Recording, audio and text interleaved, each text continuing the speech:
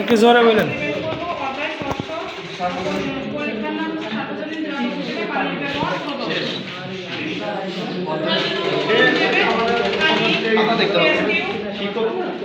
খাবার লবণ, চিনি এগুলো নিয়ে নেব। পদ্ধতি টেস্ট করে 5 মিলিলিটার পানি নেব। এর মধ্যে প্রথমে আমরা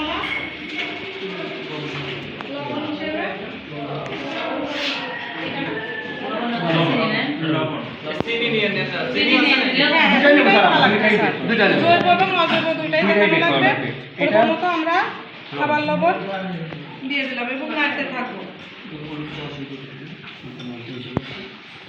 এটা লবণ, একটা অজৈব দ্রবণ, এটা আমি নাড়তে থাকবো। নাড়তে এক সময় দেখবো যে পানির সঙ্গে লবণটা দ্রবীভূত হয়ে যাবে এবং এটার কাজ শেষ হওয়ার পর আমি যৌগ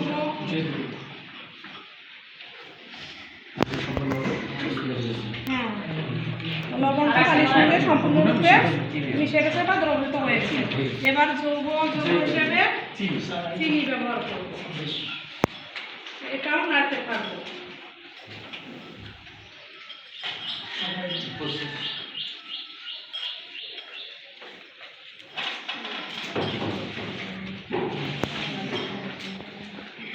যৌগ পানির সঙ্গে দ্রবীভূত কিছুক্ষণ নাড়ার পর দ্রবীভূত হয়েছে। এতে আমরা বুঝতে পারলাম যে পানিতে যৌগ এবং অযৌগ উভয় প্রকার দ্রবীভূত হতে পারে।